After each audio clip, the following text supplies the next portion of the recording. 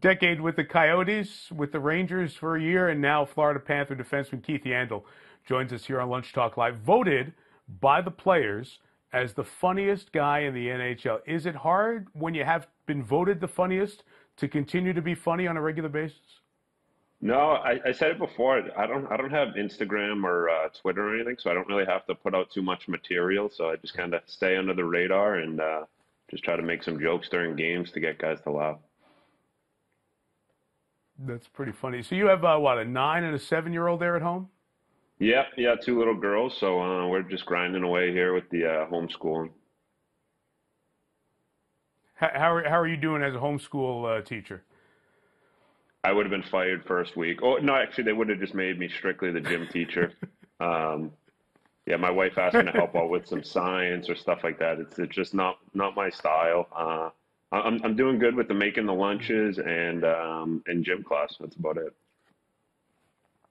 Good. Hey, we all have strengths, and the biggest strength of all is to identify your strengths. So I think you're off to a good start. So that's fine. Right. You have played 866 consecutive games. You are 98 away from Doug Jarvis and the all-time record for consecutive regular season games played in the National Hockey League.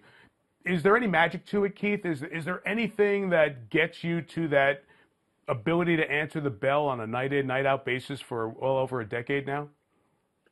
I think the biggest thing, just probably the love of the game. I love going to the rink every day. I love, being around my teammates. There's nothing about going to the rink that I don't enjoy. I may be getting yelled at by the coaches. They're in practice, something that it's not that fun. But everything else, I really enjoyed going to the rink and spending time with my teammates and going and playing in the games. That's the fun. That's the fun part. Playing in front of amazing fans that we have in the NHL. So it's always a lot of fun for me. So right around Thanksgiving time, you get hit with a puck in the face, lose a whole bunch of teeth. You spend about 25 hours in the dentist chair, but you don't miss a game. At what point in the shock, in the pain, in all of the reality of that, do you think, hey, I wonder if I'm going to miss the next game? I didn't really think of it that way. And the biggest thing for me was trying to get back for that game. Um, just a lot of time getting stitched up and, pulling teeth and stuff like that. But the biggest thing for me was getting back to playing that game Wait, against wait, wait, wait, wait. Carolina. Wait, you mean get back, because that happened in the first period. Your biggest concern was not how bad is this? I've lost 9 teeth. It was get back out for the third period.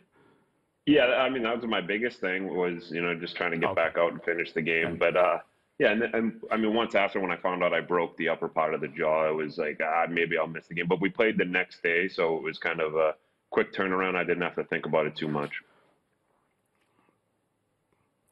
You guys are amazing. Have you come close at another point to this streak ending along the line here? Yeah, there's been some times where you didn't know going into the game if you were going to be able to play. I thought, there was a game I can remember recently, and we played in Boston and then in Philly, and I got hit with a foot, and I thought I shattered the back of my foot. But they were able to get me ready for the game. I probably didn't play that great, but I was able to play, and I believe we got the win. So that's the biggest thing. It's all that matters. What are you missing the most right now about not being able to be around your teammates, keep the streak going, all that good stuff? What are you missing the most?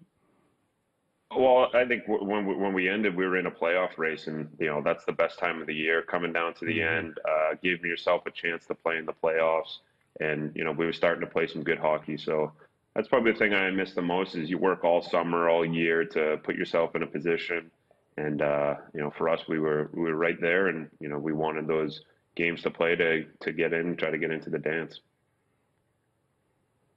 Be 3 points out of a wild card spot right now. So I'm guessing that as you've read these potential return to play scenarios, you're a big fan of the 24 teams and let's go to the playoffs mode. Yeah, I think that'd be good. That's I think you get a lot more meaningful games too. The more games on TV, more stuff for people to watch, and I think it's just let's get out there and play. Lastly, I know you're a big Patriots and Tom Brady fan. So Brady goes to the Bucks. You're down 3 hours south in Miami. Does this mean you become a Bucks fan? Are you crushed because you left the Patriots? What's your emotional status with the Brady departure, Keith? At first I was a little upset. I was, you didn't know, obviously don't know what happened there, why he would have left. Obviously he has nothing else to prove in the game, but for me, I definitely wouldn't. I'll always be a Tom Brady fan, but I definitely won't cheer for the Buccaneers. I've grown to like the Dolphins over the years down here, and it would have been nice if he came down here, which would have been a lot easier for me. But definitely won't cheer for the Bucks. Born in Milton, Mass, so he remains loyal to where he's from. Well, the streak continues whenever the regular season gets back started. We hope to see you do that this year, next, and beyond as you chase that record, but more importantly, chase the playoffs with the turnaround season for the Panthers if we get back on the ice. Keith, thanks for a few minutes. We appreciate it. Yeah, thanks a lot. Appreciate it. Hi, I'm Mike Tirico, and thanks for watching. Make sure to hit subscribe for the latest news and highlights from NBC Sports.